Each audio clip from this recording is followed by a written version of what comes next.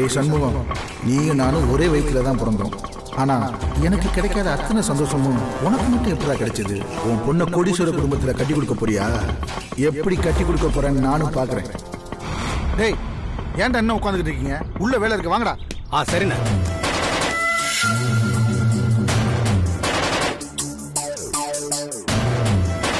வாங்கண்ணே. அண்ணே இதுதானே நம்ம வீடு. இந்த வீட்டை அப்படியே 2 பங்கா பிரிச்சா இந்த பக்கம் ஏன் பங்கு, அந்த பக்கம் அண்ணனோட பங்கு. நான் உங்ககிட்ட வாங்கின காசுக்கு ஏன் பங்கு கரெக்டா இருக்கான்னு நல்லா அளந்து பாத்துங்க. என்னடா பாத்துட்டீங்க? அளங்கடா. சரிண்ணே. ஏய் புறா.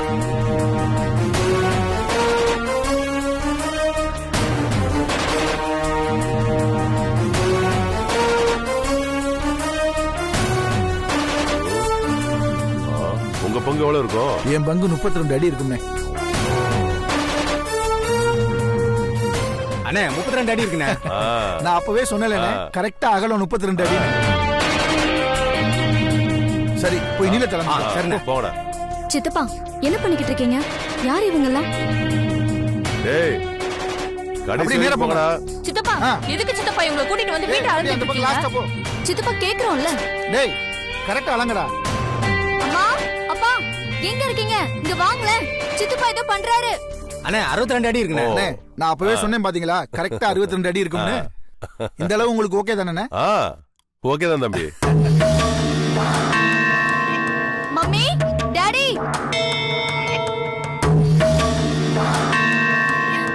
வாமா சீக்கிரம் வா.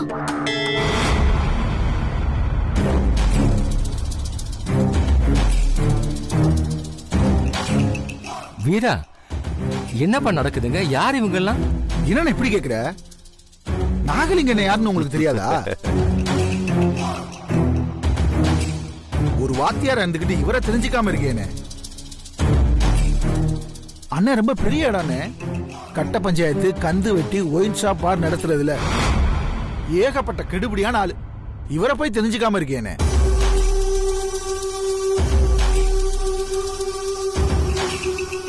சரிப்பா, எதுக்கு உங்களை வீட்டுக்கு கூட்டிட்டு வந்து வீட்டெல்லாம் அளந்துட்டு இருக்க? தப்பா பேசாதனே. உன் தம்பி நியாயம் தர்மம் தெரிஞ்சவன். நான் இந்த வீட்டை அளக்கல. இந்த வீட்டுல எனக்கு சேர வேண்டிய பங்கை மட்டும்தான் அளந்தேன். என்னது பங்கா? ஆமாண்ணே, இந்த வீட்டுல எனக்கும் சரிபாதி பங்கு இருக்குல்ல. அதனால என் பங்கை மட்டும்தான் அளந்துகிட்டு இருக்கேன்.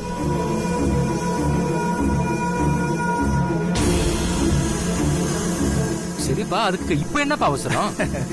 இப்ப கேட்டீங்க பாருங்க கேள்வி, இது சரியான கேள்வி. அது என்னன்னா, ஏற்கனவே என் பையனோட படிப்பு செலவுக்கு ஒரு 10 லட்சம் ரூபா வேணும்னு உன்ட்ட வாங்கியிருக்கேன்ல.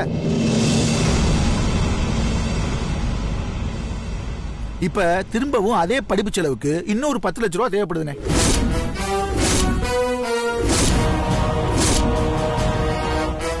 அவ்வளவு பணத்துக்கு நான் எங்க போவேன்? இல்ல நீ தான் எங்க போவ?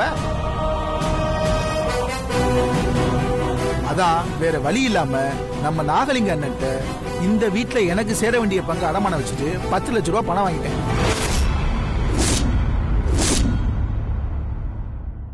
நான் பணத்தை திருப்பி கொடுக்கற வரைக்கும் இந்த இடம் அண்ணன் கண்ட்ரோல்ல தான் இருக்கும்.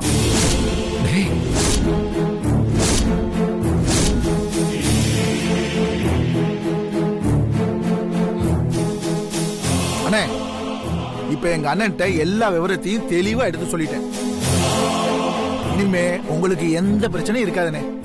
உங்க இஷ்டப்படி இந்த இடத்தை எப்படி வேணாலும் யூஸ் பண்ணிக்கலாம்னே. டேய் சரிண்ணே, நான் வரேனே.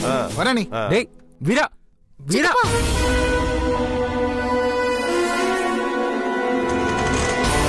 தம்பி ஆட்டோ எடுப்பா. டேய் இந்த நிமிஷத்துல இருந்து சொல்லுங்க. இந்த வீட்ல இந்த பக்கம் இருக்கிறது நம்ம இடம். சரிங்கண்ணே. பக்கத்துல இருக்கிற ஒயின் ஷாப்ல பார் வசதி இல்லன்னு ஆமாண்ணே கஸ்டமர்லாம் ஃபீல் பண்றாங்களா? அவங்களுக்கு இங்கே பார் ரெடி பண்ணி கொடுத்தானே. ஐடியா சூப்பர்ண்ணா. வியாபாரத்துக்கு வியாபாரம் ஆயிடுச்சு, இடத்துக்கு பாதுகாப்பும் ஆயிடுச்சு. கரெக்டா சொன்னடா. அப்புறம் என்னண்ணே, இன்னைக்கு டேபிள் சேர்ல வந்து கடை ஆரம்பிச்சலாமா? சீக்கிரம் கிளம்புங்கடா. Sir sir sir please sir, please sir. என்ன சார் நீங்க பாக்குறதுக்கு பெரிய மனுஷன் மாதிரி இருக்கீங்க. குடும்பம் நடத்துற வீட்டுக்கு வந்து இப்படி எல்லாம் கலாட்டை பண்ணலாமா? யோ வாத்தி, என்ன சொன்ன? கலாட்டா பண்றதா? யாரையா கலாட்டா பண்றது? என் இடத்துல நான் பிசினஸ் பண்ண போறேன். உனக்கு கலாட்டா பண்ற மாதிரி தெரியுதா? ஏங்க, உங்ககிட்ட வாக்குவாதம் பண்றதுக்கு எங்களுக்கு தெம்பும் இல்ல, திறமையும் இல்ல. இந்த பாருங்க, பொம்பளை பிள்ளைங்க இருக்கிற வீடு. உங்களை கெஞ்சி கேட்டுக்கிறேன், தயவு செஞ்சு பிரச்சனை எதுவும் பண்ணாம இங்கிருந்து போயிடுங்கய்யா. எப்படியா தான் போறது? இந்த இடத்துக்கு நான் பணம் கொடுத்திருக்கேன், அதுவும் 10 லட்சம். பணம் திருப்பி கிடைக்கிற வரைக்கும் இந்த இடம் ஏன் கண்ட்ரோல். இங்க நான் என்ன வேணாலும் செய்வேன். என்ன வாத்தி, உன் தம்பி எல்லாத்தையும் விவரமா தானே சொல்லிட்டு போனா? உன் பொண்டாட்டிக்கு சரியா விளங்கல போல இருக்கு. நீயாவது புரியுற மாதிரி புள்ளி போட்டு விலைக்கு சொல்லு. சார் கொஞ்சம் பொறுத்துக்கங்க சார். என் தம்பி உங்ககிட்ட தெரியாதனமா பணத்தை வாங்கியிருக்கான். அதுக்காக நீங்க இப்படி வீட்டுக்குள்ள வந்து பிரச்சனை பண்றதெல்லாம் ரொம்ப தப்பு சார்.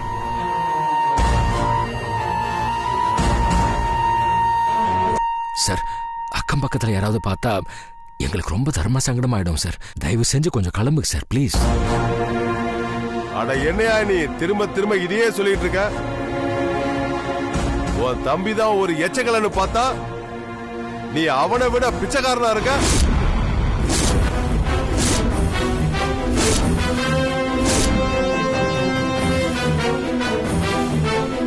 இந்த கெஞ்சி கெஞ்சிர இங்க பார்வதி, நான் ஓரளவுக்கு தான் நாகரிகமா பேசுவேன். சூடானன்னு வையே, வாயிலிருந்து வர வார்த்தைலாம் கண்ணா பின்னான்னு வரும். காது குடுத்துலாம் கேட்க முடியாது. பாரு, வரிசையா பொம்பளைங்களா வேற நிக்க வச்சிருக்க. என்ன கெட்ட வார்த்தை பேச வச்சிடாத.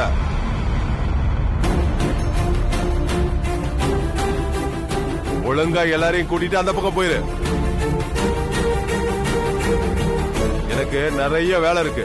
இது பாருங்க, நீங்க ரொம்ப அநியாயம் பண்ணிட்டு இருக்கீங்க. ஒழுங்கா இங்க இருந்து போயிடுங்க, இல்லனா போலீஸ கூப்பிட வேண்டியிருக்கும். என்னது போலீஸா? எந்த போலீஸமா கூட்டிட்டு வர? எஸ்ஏயா, இன்ஸ்பெக்டரா, இல்ல ஐஜியா, டிஜிபியா?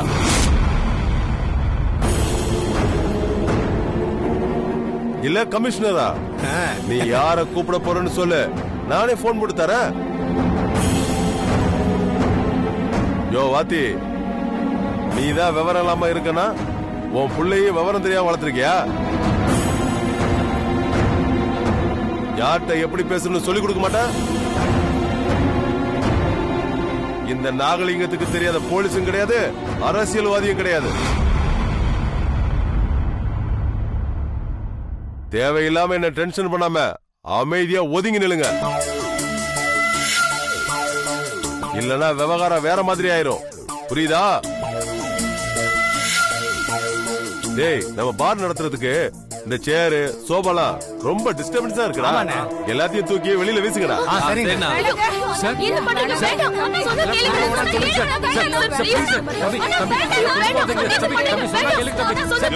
தம்பி வேண்டாம் தம்பி, சொல்றது கேளுங்க தம்பி. ப்ளீஸ் தம்பி, அக்கம் பக்கத்துல பார்த்தா ரொம்ப அசிங்கமா எடு தம்பி. மானம் போயிடும் தம்பி. சொல்றது கேளுங்க தம்பி. வேண்டாம் தம்பி, எடுத்துட்டு போகாதீங்க தம்பி. சார் வேண்டாம்னு சொல்லுங்க சார். உனக்கு நாகரிகமா நடந்துகிட்டா புரிய மாட்டேங்குதே. இன்டீசென்டா நடந்துக்கணும் போல இருக்க. கொஞ்சம் இப்ப பாக்குறியா இன்டீசென்டா?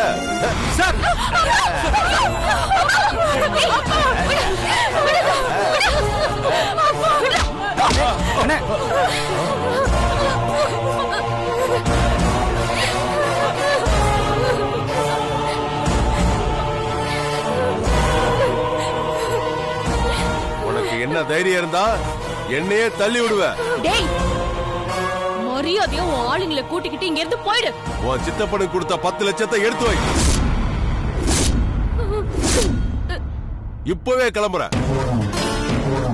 இல்லைன்னா நான் சொன்ன மாதிரியே இன்னைக்கு ராத்திரி இந்த வீட்டுல பார் நடத்தி உன் குடும்பத்துல இருக்கிற அத்தனை பேரையும் குடிகாரங்க கூட கிளப் டான்ஸ் ஆட வைப்பேன்.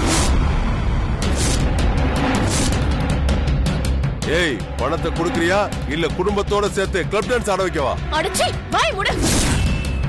உனக்கு என்ன பணம் தானே வேணும்? நாளைக்கு 12 மணிக்குள்ள 10 லட்சத்தையும் ரெடி பண்ணி உனக்கு தரேன். மரியாதையா இந்த இடத்தை காலி பண்ணு. பாப்பா, இந்த நாகலிங்கத்துக்கு வாக்கு முக்கியம். நாளைக்கு 12 மணிக்குள்ள பணத்தை கொடுக்க முடியலனா இன்னைக்கு உங்க அப்பனுக்கு நடந்த சம்பவம் நாளைக்கு உனக்கு நடக்கும்.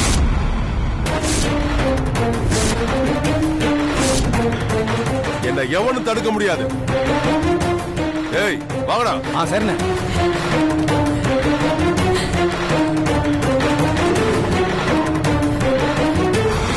என்னடி தென்றல், இப்படி அவசரப்பட்டு வார்த்தையை விட்டுட்டியே.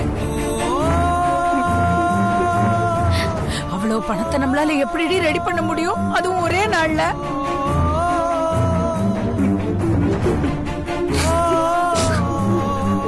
தெரியலமா, ஆனா நம்ம ரெடி பண்ணி தானே ஆகணும். அப்பதானே நம்ம மானத்தோட வாழ முடியும். இல்லடி, அவ்வளவு பணத்தை எப்படி? கவலைப்படாதம்மா, கடவுள் நமக்கு கண்டிப்பா உதவி பண்ணுவாரு. நம்பிக்கையோட இருக்கலாம். நான் எப்படியாவது பணத்தை ரெடி பண்றேன். வாங்க உள்ள போலாம். உள்ள போலாம். வாங்க.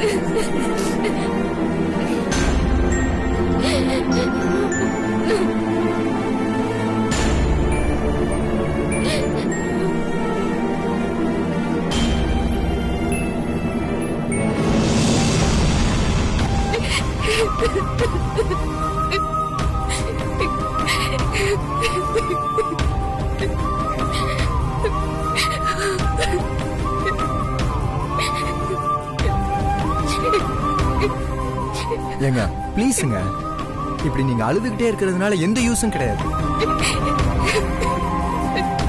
தயவு செஞ்சு நீங்க அழுகையை நிறுத்திட்டு பிரச்சனை எப்படி சால்வ் பண்ணலாம்னு கொஞ்சம் யோசிங்க.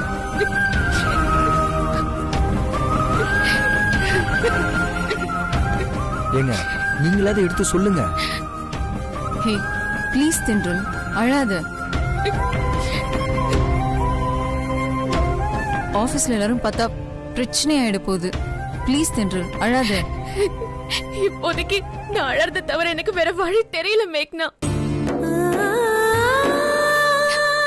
அந்த நேரத்துல நான் எமோஷனல்ல அந்த நாகலிங்கத்துக்கிட்ட நாளைக்கு பணத்தை கொடுத்துறேன்னு சவால் விட்டுட்டேன். ஆனா இப்போ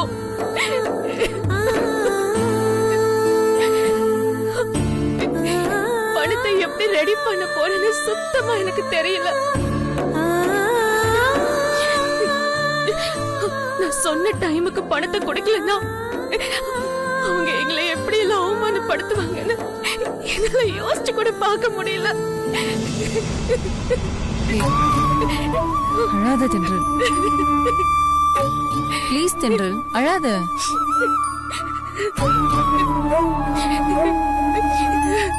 பேசாம வேணும்னா மேனேஜர்ட்ட கேட்டு பார்க்கலாமா? அவ்வளவு பணத்துக்கு அவர் எங்க போவாரு? ஏற்கனவே பேங்க்ல 10 லட்சம் லோன் ஏற்பாடு பண்ணி கொடுத்திருக்காரு. இப்ப திரும்பவும் அவர்கிட்ட எப்படி கேட்க முடியும்?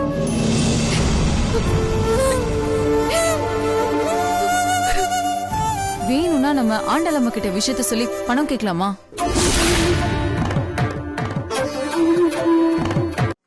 ஐயோ, அந்த வேலையே வேண்டாம். எப்பவும் அவங்க எங்களை மதிக்கிறதே இல்ல. இப்போ இது வேறயா?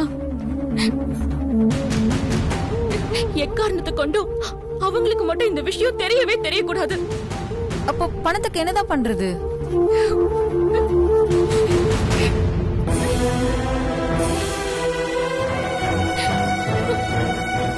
ஏங்க இப்ப நீங்க ரொம்ப கன்ஃபியூஷன்ல இருக்கீங்க. இப்படி இருந்தா எந்த ஐடியாவுமே வராது. ஒரு half an hourக்கு இதை பத்தி யோசிக்காம கொஞ்சம் ரிலாக்ஸா இருங்க. நான் எப்படியாவது பணத்துக்கு ஏற்பாடு பண்றேன். நீங்க எதுக்கும் கவலைப்படாதீங்க. நான் தான் ஏற்பாடு பண்றேன்னு சொல்றேன் இல்லைங்க. கூட்டிட்டு போங்க. அட போங்க. வா தென்றல்.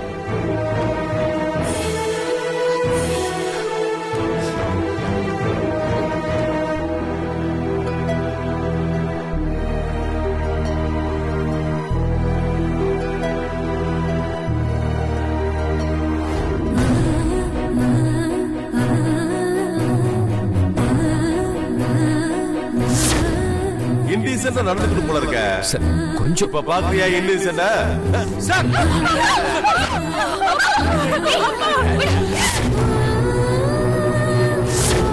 நாளைக்கு 12 மணிக்குள்ள பணத்தை கொடுக்க முடியலனா இன்னைக்கு உங்க அப்பனுக்கு நடந்த சம்பவம் நாளைக்கு உனக்கு நடக்கும்.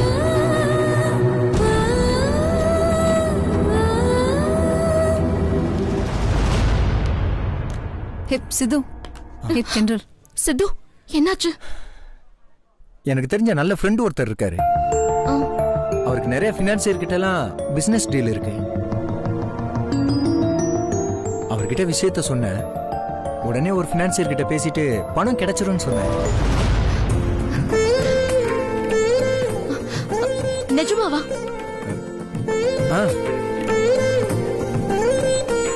ஆனா அதுல ஒரு சின்ன சிக்கல் இருக்கு. என்ன அது? அது ஏதாவது ப்ராப்பர்ட்டியோட டாக்குமெண்ட் இருந்தாதான் அந்த பினான்சியர் பணம் கொடுப்பாராம்.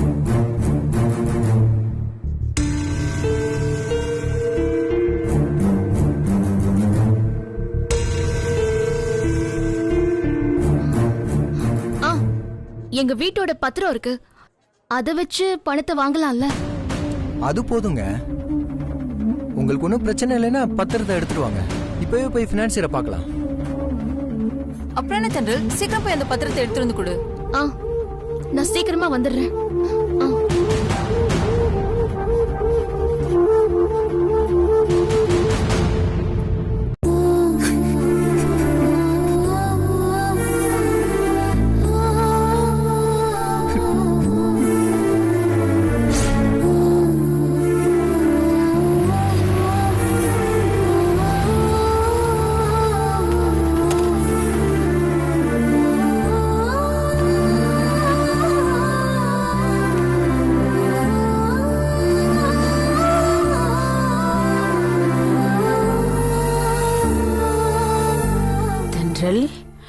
பணத்தை ஏற்பாடு பண்ண முடியலையா?